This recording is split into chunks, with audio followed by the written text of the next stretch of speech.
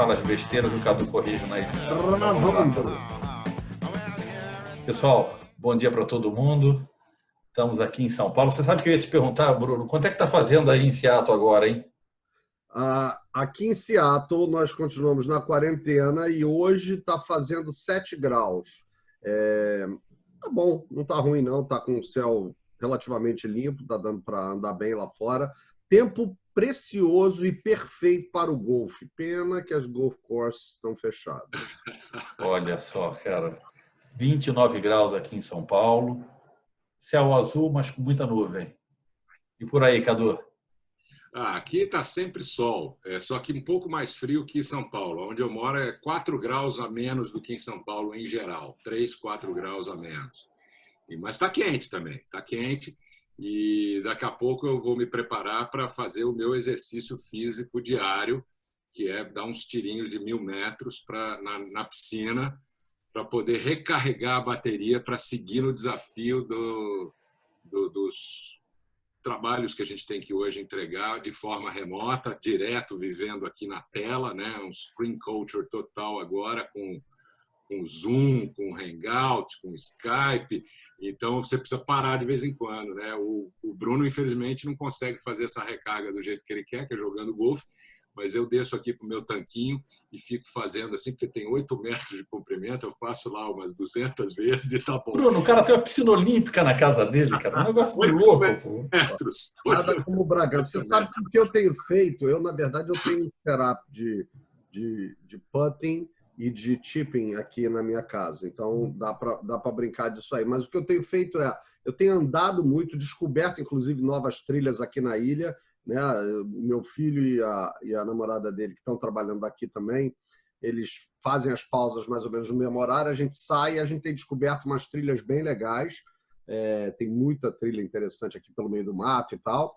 E eu peguei uma sequência de 8 exercícios, 20 segundos cada um, 8 poses, 20 segundos cada um de yoga, que eu tenho feito de manhã, meio para esquentar os tamborins, dar uma alongada e tá funcionando, tá funcionando. Estou me mantendo. Você sabe que o que você falou é muito importante com relação às pausas, né? É um pouco do assunto que a gente vai tratar hoje. Pausas são fundamentais. As pessoas pensam que a vida do trabalho é como uma maratona. Você vai, e aí tem as longas jornadas e tal. Não, é como uma corrida, é um sprint. Você faz pequenas corridas, recupera, faz o próximo trecho. Esse negócio é fundamental. Então, a cada hora e meia de trabalho, que você está lá focado, para 5 minutos. Né? Mas a gente vai falar mais disso depois. Cadu, eu vou pegar exatamente esse gancho aqui para apresentar e para situar o nosso ouvinte como é que vai ser o programa de hoje. Hoje nós vamos falar de flow, do estado de flow. Cadu vai nos apresentar exatamente o que é o flow e como é que a gente acessa esse estado de alta performance e de hiperfoco, que é o flow. Cadu talvez... Olha, eu conheço bastante gente, mas a pessoa que há mais tempo estuda flow, muito bem conectado com o que está acontecendo nos Estados Unidos, com o que está acontecendo na Hungria, que é onde está o professor Mihai. Falei certo, Cadu? Mihai? Mihai Csikszentmihalyi. Na verdade, ele é húngaro, mas ele está baseado na Califórnia, né? Ele mora na Califórnia hoje. Então... Mihai Csikszentmihalyi. Mas antes da gente começar, Cadu, e antes de eu passar a palavra para você vai fazer uma exposição um pouco mais longa, vai ser um pouquinho menos de diálogo e depois o Bruno e eu vamos te entrevistar sobre o Flow. Eu recebi um podcast de um amigo que eu admiro muito, chamado Marcelo Dante. Eu faço alguns cursos com ele. Marcelo é PhD em História e em Filosofia, e ele tem um podcast que ele manda pílulas. E ele mandou uma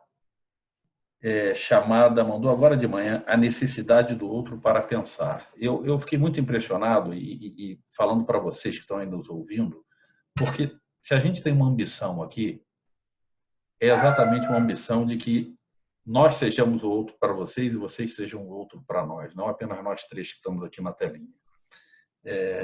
Ele, quando desenvolve esse pensamento, ele pega uma frase de Goethe e ele diz que o que não se discute, não se pensa com precisão. e falar de Sócrates, que dizia que pensar sem o outro é praticamente impossível. Então, quando eu olho isso daqui, eu vou abrir hoje chamando a atenção para isso, é que isso seja um espaço na agenda da gente, um espaço na sua agenda, para que você possa olhar para a gente e falar, olha lá a opinião do Rogério, olha lá a opinião do Bruno, olha lá a opinião do Cadu, eu gosto mais de uma, eu gosto mais de outra, porque esse exercício de pensamento, esse exercício de exercitar e até de falar, é o que ajuda a gente a efetivamente dominar temas e ganhar fluência naquilo que a gente está pensando. E dito isso, Cadu, eu vou passar para você e você nos conta, como especialista no tema, como referência no tema, o que é esse estado de flow, como é que a gente pode entrar no estado de alta produtividade, que é o que ele traz para a gente. Legal, obrigado, Rogério. Eu acho que levantou bem a bola dentro daquilo que eu mais tenho me dedicado nos últimos 3 anos, praticamente. Um mergulho enorme nesse processo desse estado elevado de consciência chamado estado de flow. Aliás, só um rápido comentário antes de falar do flow. Quando você falou da gente estar dividindo com as pessoas e aprendendo com as pessoas e ouvindo delas se comunicando, eu hoje, propositalmente, estou aqui com o boné do Liverpool, que tem aqui Você Nunca Vai Andar Sozinho, que é o tema deles. Ou seja, a gente também pode adotar isso. Nós nunca estaremos sozinhos. Você que está ouvindo a gente, está vendo a gente, pode contar com a gente, porque, inclusive, fora do programa, a gente responde e-mail, a gente vai criar um grupo aí de WhatsApp. Então, tem várias maneiras da gente continuar conectado, mesmo isolado fisicamente. Não é isso? Então, sem mais delongas, vamos lá. O que é o flow, né? O flow, todo mundo já viveu. Em algum momento da vida, já viveu essa experiência sem ligar o nome à pessoa, talvez. Por quê? Todo aquele momento em que você se dedicou a uma tarefa, qualquer que seja ela, seja um hobby, tocar um instrumento musical, um esporte, uma conversa com um amigo querido, em algum momento que você não se dá mais conta que o tempo está passando, você perde a noção do tempo, você perde até a vontade de, por exemplo, de ir ao banheiro. Você está tão envolvido, tão dedicado naquela tarefa que você não percebe o tempo e nem o entorno que está de volta. E tudo sai naturalmente, como se fosse alguém fazendo com você e levando e a coisa fluindo de uma maneira natural. É difícil conceitualizar isso na prática, mas se você lembrar de experiências da sua vida onde você teve essa sensação, muito seguramente isso tem a ver com o estado de flow. E o professor Mihai Csikszentmihalyi, ele inferiu o que ele chamou de flow quando ele, nos anos 70, fez uma grande pesquisa em nível global. Ele rodou o mundo inteiro entrevistando pessoas das mais diferentes profissões, origens, etc., de médicos a músicos, a xamãs, a executivos, para entender o que era felicidade. E a história do flow aconteceu quando ele foi ler os resultados da pesquisa, tudo que ele vinha trabalhando, e ele identificou um ponto comum entre todas as entrevistas. As pessoas diziam que a felicidade é quando tudo flui naturalmente, quando as coisas fluem sem interrupções, quando parece que tudo é natural, que não há esforço envolvido, ou seja, aí acendeu a luz e o Csikszentmihalyi, então, se dedicou efetivamente a aprofundar o estudo no que veio a se chamar de estado de flow. Antes do Csikszentmihalyi, o Abraham Maslow, também tinha feito algumas pesquisas sobre um negócio que ele chamou de estado de pico, ou estado de alta performance. Peak performance. Estado de pico é uma coisa parecida. Então, vamos dizer que essas ideias estavam todas aí flutuando, mas o Csikszentmihalyi conseguiu organizar o conceito e que foi, recentemente, validado. Por quê? Porque naquela época não existia a tecnologia de imagem que nós temos hoje, como, por exemplo, ressonância magnética funcional, aquela que vai vendo em tempo real o que está as funções do teu cérebro que estão ativas.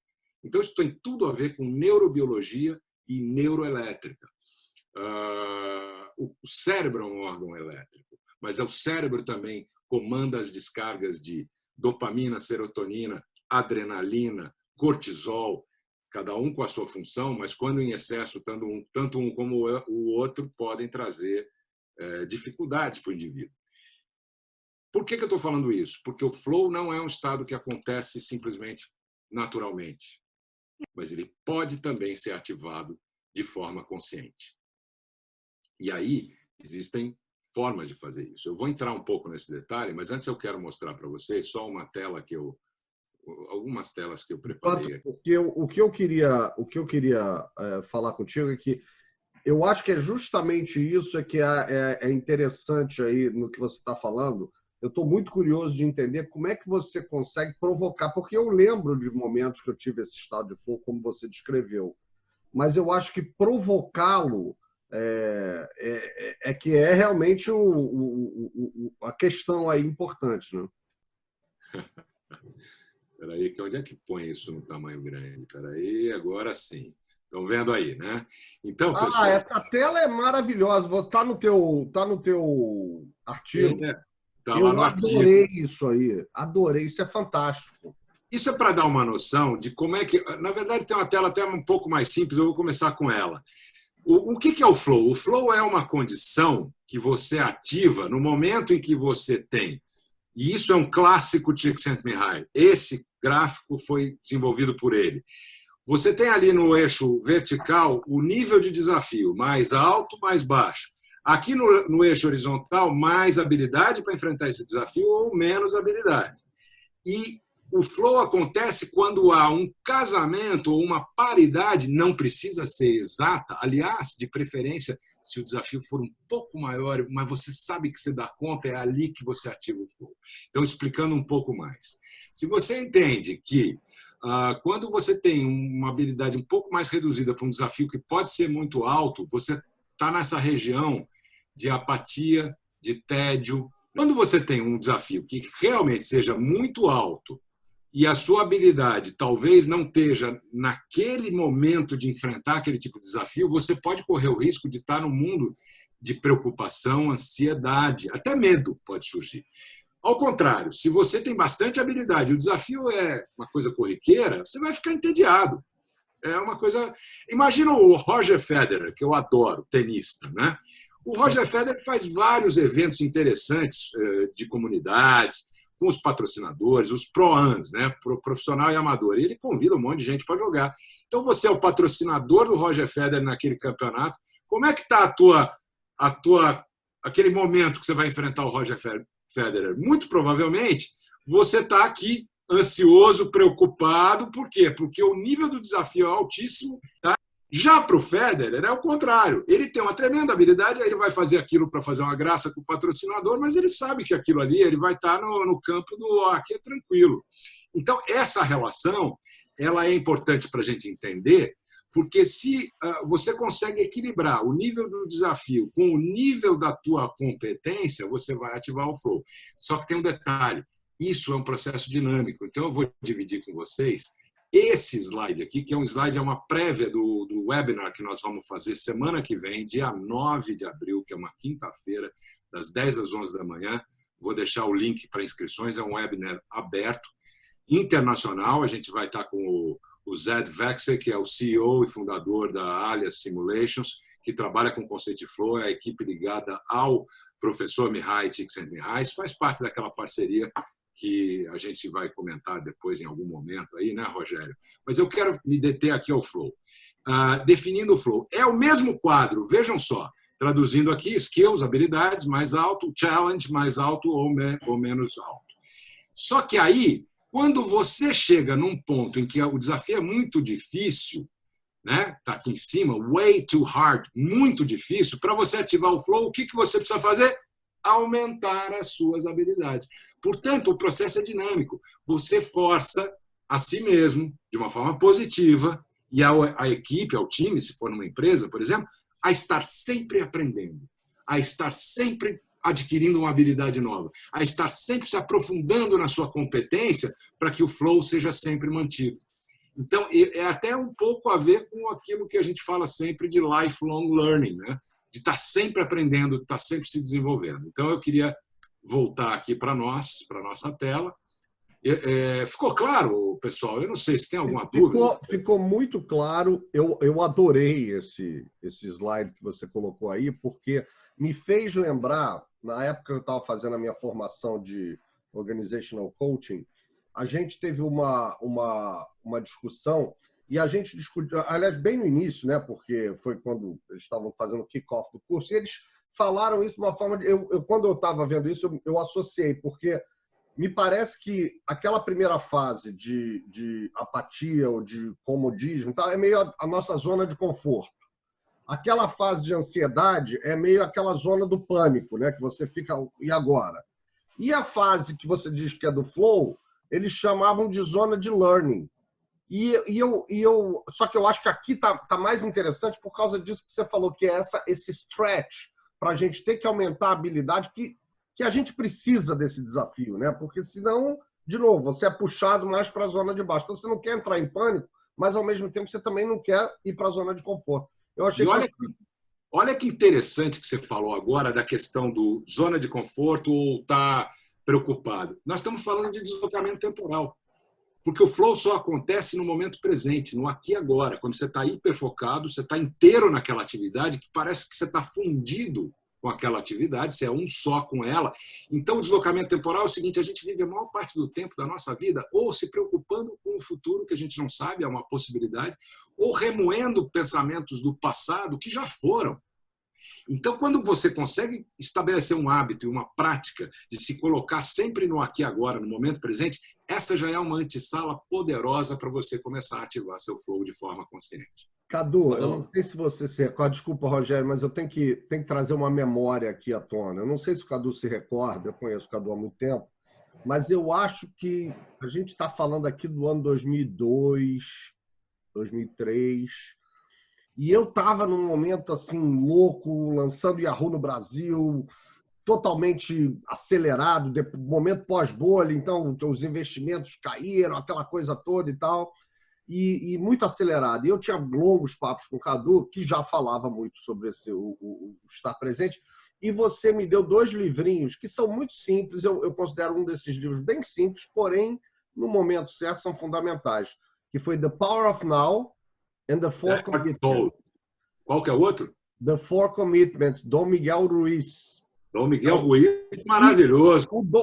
Os 4 compromissos, que é o do Dom Miguel Ruiz, ele virou para mim uma bíblia. É engraçado porque ele é um livrinho muito simples, mas todas as equipes que eu tive, a partir do momento que eu li aquele livro, eu começava a primeira reunião falando um sumário daquilo e dava um exemplar daquele livro para cada um dos membros da minha equipe. Que legal. E aquilo me acompanhou pela minha carreira inteira. Então, eu queria só te agradecer, porque aquilo foi um presente enorme para você. Pô, eu fico muito feliz. Eu não sabia que você tinha essa prática de dar os livros e de usar os 4 compromissos como um guideline. E acho que a gente um dia pode fazer um papo aqui um pouco mais, vamos dizer assim, espiritual, falando uma homenagem ao Dom Miguel Ruiz, que era um sujeito fantástico, sem dúvida. E, Cadu, para a gente seguir na ponta aqui do flow, mas pegando também e comentando esse gráfico, eu acho que tem 2 coisas que quem está assistindo o programa ele vai se identificar, que é como é difícil sair da zona de conforto. E aí fica claro por que é difícil sair da zona de conforto. Sair da zona de conforto significa jogar numa zona de angústia, numa zona onde você está pronto para falhar.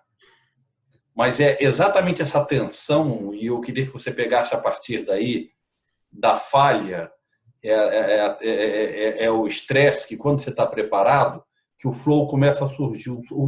O flow só surge num desafio, é isso, Cadu? Putz, legal essa. Boa, Roger. Risco. Risco é um dos gatilhos mais poderosos para você ativar o flow. Então, por exemplo, num ambiente pessoal, pode ser um esporte radical, o risco está ali, presente, então você ativa o flow porque é uma questão de sobrevivência. Numa equipe que está trabalhando junto numa empresa, você tem prazos, você tem budget, você tem problemas que podem acontecer no processo que cada vez é mais rápido, ou seja, risco é um componente importante, é um gatilho importante, e ter um objetivo claro, um desafio claro estabelecido é outro gatilho importante. Existem 17 gatilhos. Então, são vários, individuais e coletivos, que passam pelo âmbito da psicologia, ou seja, gatilhos mentais, foco, concentração, feedback imediato, contínuo, essa relação do desafio e da habilidade que eu mostrei aí nesse quadro, curiosidade, medo, enfim. Você tem gatilhos ambientais que também passam pelo ambiente, óbvio, né? Pleonasmo. Os gatilhos ambientais têm a ver com o lugar que você está tentando ativar e viver o flow. Então, você tem as consequências daquilo que pode estar, que você está envolvido. Você tem um ambiente diverso, riquíssimo, que o teu cérebro não está acostumado. Pensa na seguinte cena. Você vai para uma cidade que você nunca foi na sua vida. Você nunca esteve naquele lugar. Então, você está andando numa ruazinha, de repente você vai virar à esquerda para entrar numa viela. Teu cérebro fica louco, porque ele não sabe o que vai acontecer. Ele não sabe o que vai ver. E o mundo VUCA, na verdade, é um parque de diversões, no bom sentido, para ativar o flow, porque ele é volátil, incerto, complexo e ambíguo. Tudo que o cérebro não gosta. O cérebro gosta de prever, gosta de antecipar, gosta de racionalizar. Mas quando ele se vê privado disso, outras áreas, aí eu estou falando de córtex pré-frontal, né? Outras áreas do cérebro começam a entrar em ação. E aí a coisa acontece. Por isso os gatilhos são importantes para construir essa visão. E tem, claro, os gatilhos sociais também, né? que tem a ver com uma comunicação constante, que tem a ver com feedback, tem a ver com um grupo que está junto, se conhecer bem, e está junto, e tem aquela... Adu, deixa eu pedir... Fala do indivíduo. Eu me empolgo. Eu já vou não, eu sei que você se empolga.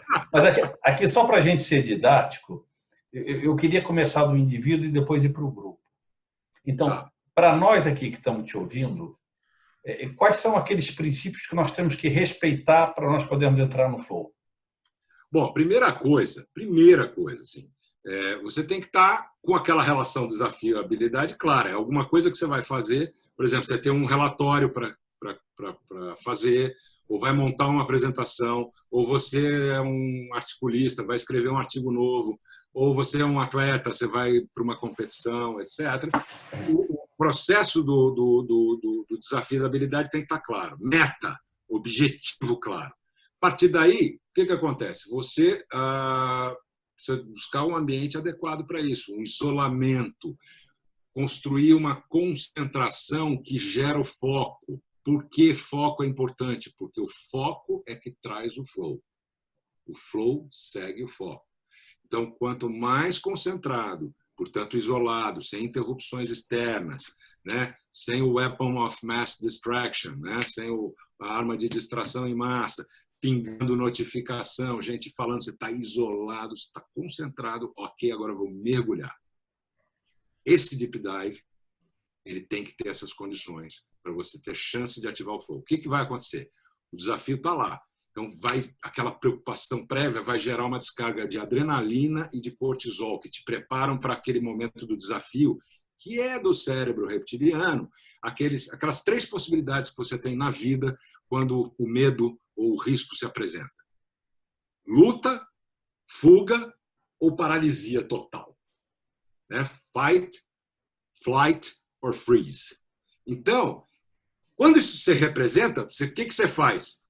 Você dá uma relaxada, deixa aquilo de lado, vai pensar em outra coisa. Quantas ideias boas você já teve tomando um banho ou numa caminhada? Então, aí você vai, dá um tempo, faz uma respiração, toma um chá, parará, volta e aí mergulha. Aí a sua chance de ativar o flow está muito mais propícia. Eu tenho um comentário, na verdade, uma dúvida e um comentário aqui, porque você falando sobre o córtex pré-frontal, a amígdala e tal, a gente, no final das contas, sabe, né, isso é cientificamente provado, pelo menos pelos papers que eu tenho lido, que as decisões são tomadas com o gut, com a emoção. A emoção é quem toma a decisão e o racional ele só embasa essa decisão. E você fala que no estado de flow a gente precisa estar a gente precisa estar liberando, ou de alguma forma a gente entra nesse estado emocional onde a gente toma essas atitudes e a gente é como um balé, né? Você vai dançando sem estar pensando muito no que você está fazendo. Você não está lendo o script, você está realmente interpretando, né, de corpo e alma. Eu acho interessante isso, mas eu fico pensando o seguinte, de certa forma, tem essa coisa da gente também racionalizar, que é importante, né? Inclusive, eu acho que eu até tomei nota aqui o Rogério, na abertura, até falou: o que não se discute, não se pensa com precisão, né? O Goethe que falou isso, né, Rogério? Você citou isso aí. Então, assim, como é que é isso? Porque eu acho legal o que você está falando, mas, de certa forma, especialmente quando a gente está no ambiente empresarial, eu acho que o nosso gut é super importante, mas é importante a gente também ter o racional, né?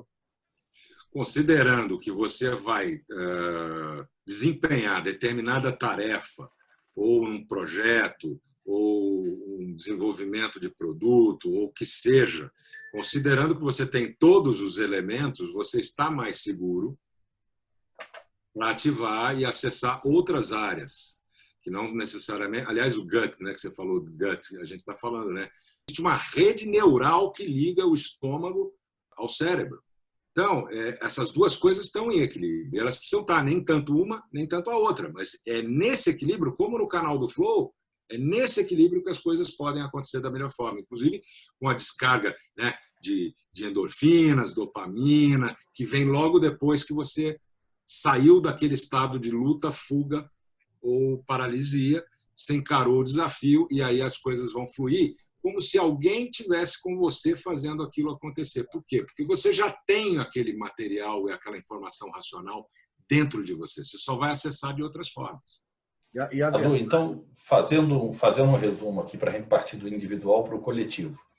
Você está falando do seguinte: a gente tem que estar primeiro no quadrante certo, num equilíbrio entre desafio e habilidade. Ok, ele pode não ser perfeito, mas a gente tem que estar próximo dele. Se for até um pouco menor a habilidade do que o desafio, é mais fácil ainda, porque aquilo tem um componente do medo, do risco, do medo inicial, entendeu? Ele já te empurra para essa condição. Aí eu queria exatamente falar do medo. O medo é paralisante, ele é exatamente a antítese do flow. Quer dizer, você coloca o foco naquela atividade, se preserva de distrações, e aí você está inteiro, no seu melhor, em relação àquele desafio que você tem. Então, isso aqui eu estou considerando que é o básico. Eu sei que tem outros fatores, tem muitos fatores, mas é o básico para uma pessoa começar a entrar em flow. E aí eu fico imaginando que para você sair do individual para ir para o coletivo, um líder precisa respeitar isso para os indivíduos da sua equipe. É isso? Tem uma frase que eu acho que define bem isso. O líder em flow traz sua equipe para o flow. Ou seja, existe esse componente, é um componente importante. A liderança, quando consciente, exercida de uma forma positiva, ela busca exatamente o melhor de cada um. Então, entender as características diferentes de cada um, mas construir um ambiente onde o flow possa surgir de forma real. Vou dar um exemplo. De novo, esse inferno das interrupções nos ambientes corporativos hoje acontece com uma frequência enorme. Você tem layouts abertos, as pessoas estão trabalhando juntas, agora não. Quem sabe vamos ver como é que vai voltar isso tudo, mas as pessoas estão juntas, estão se vendo, estão integrando. É legal, é positivo. Só que o nível de interrupções é tão grande que a produtividade é baixa. Gera o quê? Eu tenho que fazer minha entrega, mas eu estou tão interrompido que minha entrega vai atrasar. Por isso, a minha jornada vai ser mais longa. Então, jornadas de trabalho mais longas levam a porta de entrada, né, para fadiga crônica, ansiedade, estresse e burnout. Então, quando a gente fala numa flow-oriented enterprise, né, uma companhia focada em flow, a gente está falando de saber um dia da semana que eu sei que não vai ter reunião, ninguém vai me interromper, ter lugares. Hoje está começando a ter aquelas cabines para uma pessoa, para duas pessoas, ou salas de reunião inteiras, com aviso: não entre porque a gente está em flow. Então, ter esse isolamento, mas mesmo de forma junta, porque os caras ali que estão trabalhando juntos, um squad, por exemplo, que funciona muito bem ativar o flow no squad, quem usa metodologias ágeis, por conta de alguns gatilhos, que eu vou até fazer um parênteses aqui, um deles é equanimidade, ou seja, níveis hierárquicos similares, níveis de skill, de habilidades similares, é um gatilho poderoso para o flow coletivo, mas esses caras estão ali juntos, você olha de fora e fala, pô, esses caras estão falando um com o outro, não tem flow aí. Tem flow aí, porque ali está rolando, por exemplo, o outro gatilho, feedback contínuo, imediato, um falando para o outro, eles estão tão envolvidos no que eles estão fazendo. Eu ainda me lembro de reuniões que a gente tinha no banco com o Rogério. Ainda me lembro, o Bruno vai lembrar disso também, de algumas reuniões que a gente tinha no banco de projetos que parecia uma bagunça organizada, mas que as coisas saíam, por quê? Porque estava todo mundo ali pensando no mesmo objetivo, com competências parecidas, e a coisa saía de uma forma que falava, cara, mas olha que legal que ficou isso. Eu estou dando um exemplo que nós três dominamos, porque a gente foi Banco Nacional, e o banco era uma organização de flow. Ali o flow acontecia, a gente não sabia, mas ali rolava. Eu vou trazer para vocês um exemplo, na verdade, de 2010, quando eu comecei na Microsoft, eu comecei na Austrália, e a gente tinha lá uma presidente na Microsoft Austrália chamada Tracy Fellows. E essa executiva, na minha opinião, ela estava à frente do seu tempo mesmo. Porque, veja você, tudo isso que você está falando, você está descrevendo o ambiente da Microsoft Austrália. Era um ambiente aberto, ninguém tinha sala, porém, era um ambiente totalmente propício ao flow. Por quê? Porque você tinha do centro para as pontas. Então, no centro era barulhento, era interrupção, e na verdade, a gente falava que era task-based floor. Então, se eu tinha que trabalhar com você, eu ia sentar perto de você e no centro era mais bagunça. Se você fosse para as pontas, ia ficando silencioso até ter um silêncio de biblioteca. E, inclusive, o layout era feito dessa forma. Uma outra coisa, ela instituiu, eu achei isso fantástico no dia que eu comecei lá, ela tinha instituído terça-feira sem reunião. Então, na terça-feira, ninguém podia marcar reunião. A gente não tinha reunião, era um dia liberado de reunião e todo mundo, assim, não era para fazer reunião. O foco era esse, nós, que éramos o Senior Leadership Team, tínhamos que passar esse tipo de orientação para a nossa equipe. E nós tínhamos salas de uma pessoa, de duas pessoas e outras salas para reunião. Então, quando você quisesse fazer, você ia para essas salas. Enfim, era um ambiente super propício à interação, à colaboração e, ao mesmo tempo, à concentração. Então, se você tivesse que escrever um paper, uma apresentação e tal, você ia lá para aquele canto, ninguém ia te perturbar ali, todo mundo estava avisado que não era para ir, não era um lugar que você fala, é biblioteca. Você sentava lá, fazia o que você tinha que fazer e boa. E era um canto onde você tinha a visão, a vista, né? Porque era tudo espelhado nas laterais. Então, o escritório de canto, que normalmente é aquele sinal de hierarquia, na verdade é para as pessoas que estão mais querendo se concentrar. Olha que legal! Uma das coisas mais importantes do flow, como eu comentei, né, a descarga de endorfina, serotonina, dopamina não é infinita. Elas são reservas. A gente vai esgotando essas reservas durante o flow, que é fugaz, é um estado fugaz. E o que é fundamental? É recuperação. E recuperação, como é que você faz? Você pode, por exemplo, ir lá na janela e ficar olhando uma paisagem bonita, ou descer, andar uma volta ali, tomar um café, encontrar com alguém, bater um papinho rápido, um chit-chat e tal. Recuperação. Esse quadro aqui fala das 4 etapas da ativação do flow, né? Então, você tem o desafio, que dispara aí endorfinas, está aí a adrenalina, está aí o cortisol, que te põe pronto para luta, fuga ou paralisia. É o sistema nervoso simpático, que é aquele que nos regula, né? Regula todas as funções. Quando você faz aquela liberação, aquele olhar para a paisagem, aquele café que você vai tomar, você dá uma relaxada, faz uma respiração ou dá uma pequena meditada e tal, você começa a baixar a tua frequência cerebral de beta para alfa, há uma descarga de óxido nítrico no teu corpo e aí o teu parasimpático começa a entrar em ação. Quem respira muito, quem faz exercício de respiração ou medita com alguma técnica, e precisamos trazer o Agenor aqui para conversar com a gente, né? Vai saber que quando você faz uma respiração profunda e uma exalação, né, que vai longa e libera e relaxa, você está dando um recado para o teu sistema nervoso simpático que está tudo bem. Teu cérebro já não vai estar em luta ou fuga, está tudo bem, você está soltando, porque a respiração, quando você está com medo e na tensão, ela é curta e rápida. Quando você exercita a respiração de uma forma mais longa e exala e relaxa, você está mandando um recado para o teu cérebro que, está tudo bem. E aí a chance de você evoluir para o terceiro momento, que é entrar no flow, é grande. Onde aí entram as descargas de dopamina, endorfinas, anandamida. A oxitocina, por exemplo, é a mãe com o filho. Quando vai dar de mamar, o filho é natural. Ou seja, a gente tem todos os componentes que a gente precisa dentro do corpo da gente. Só que se eu não chegar lá no quarto, que é voltar para esse momento de recuperação, eu não consigo seguir fazendo. Por isso que eu falo que o problema das empresas é que os caras acham que fazer o trabalho e a jornada de trabalho é uma maratona, e não é. São pequenos sprints ao longo do dia. Vários pitstops, para quê? Para recuperação dessa energia. Ô, Cadu, eu quero fazer uma brincadeira aqui. Se eu vou pular de paraquedas, quando eu chego na porta do avião, eu estou no item de desafio, é isso? Total. E ele vai te empurrar. Aliás, a gente usa aqui aquele paraquedas indoor, em túnel de vento. Em São Paulo tem um. A gente leva alguns grupos para lá e faz a atividade como um indutor imediato do flow. O cara entender o que é que ele sente na hora, entendeu? Perfeito. Aí eu respiro porque eu vou saltar. Eu salto, que é o relaxamento que você está falando. Eu salto e aí eu entro no flow. Exatamente. É a hora que eu estou mergulhado no desafio.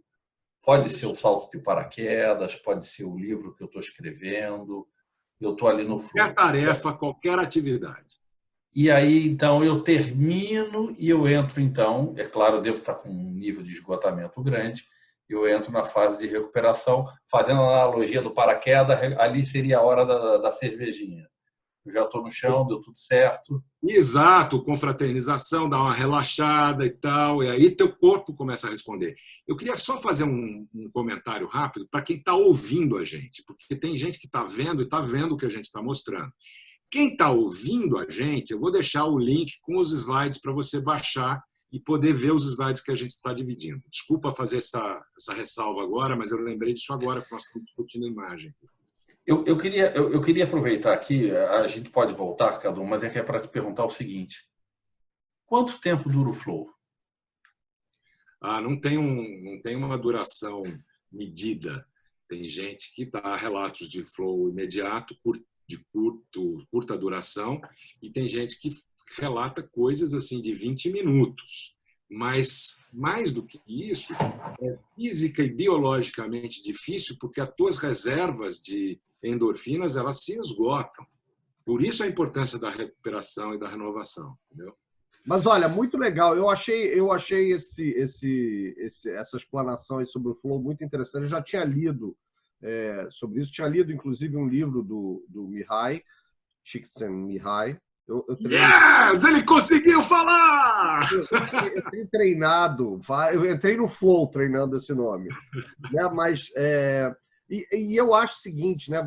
Vendo você descrever isso, eu tenho certeza que não tem uma pessoa que está assistindo a gente que não vai lembrar do momento onde você esqueceu. Eu lembro de algumas apresentações, algumas vezes que eu estava escrevendo, ou até alguns livros que eu estava lendo, até em momentos de lazer, né? Que você perde a noção do tempo, você vai olhar, caraca, é isso? É essa hora? Então, assim, é muito interessante você saber que você pode dar essa provocada e alcançar isso. Mas eu acho que o Rogério falou um pouco sobre o negócio de grupo, Rogério. Não sei se você queria entrar nesse debate, não. Eu não quero atravessar o âncora, então. O chefe. O que eu estava imaginando, Cadu, a gente está chegando na hora de terminar, né? Mas eu acho que essa reflexão do grupo, para quem é líder, para quem está olhando, como é que eu coloco o meu time em flow? Como é que eu pego essas questões e levo? E eu fico imaginando o seguinte, é só reproduzir as minhas questões individuais ou eu tenho que fazer alguma outra coisa como líder para o meu grupo funcionar? Eu acredito que a melhor maneira e a maneira mais verdadeira, né, de fazer isso é todos comungarem, né, compartilharem do mesmo desafio, do mesmo objetivo, da mesma meta, do mesmo medo, do mesmo risco, né? Quer dizer, quando você equaliza isso, eu sempre falo do exemplo dos SEALs, né? Aquela elite dos militares americanos, os Comando Delta, lá, muito filme sobre eles. Eles existem, eles atuam, e o mais interessante é que, para eles, missão cumprida, missão bem-sucedida é aquela onde não se deu um tiro. Esses caras treinam tanto o flow. Eles usam tanque de flutuação, de isolamento sensorial, eles usam estímulos transcranianos elétricos, que hoje é uma coisa até que é bastante comum na Amazon. Você pode comprar um negócio que parece um headphone que te estimula para atividades para te preparar para atividades físicas, para atividades quaisquer que você vai fazer que demandam esse foco, atenção, chama Halo. Aliás, eu estou super chateado porque com tudo isso que está acontecendo, a Rio2C, onde eu ia fazer uma participação sobre flow, sobre neurociência, num painel na Rio2C, claro, como todos os eventos foram adiados, mas meu painel era com o Daniel Chow, que é o fundador dessa empresa, da Halo. Ia ser muito legal a gente poder... Mas quem sabe a coisa logo passa e a gente vai estar junto. E eu estou falando isso porque os CIOs usam essas tecnologias para aprender um idioma, por exemplo, em 6 semanas. E o detalhe é que, quando eles estão em missão, eles desenvolveram essa afinidade, essa proximidade, essa familiaridade tão forte do grupo que não tem um líder. O líder é aquele que está no momento necessário ali adiante. Eles são times de 6 pessoas.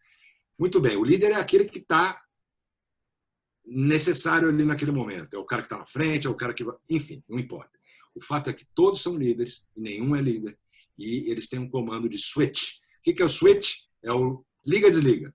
Na hora que o comando vem switch, eles todos, por prática, por treino, entram num estado de consciência mais elevado e eles estão juntos, eles funcionam como um organismo só. Eles sabem exatamente o que eles têm que fazer, a hora que eles têm que fazer, eles se olham, eles não se falam, a comunicação é tácita.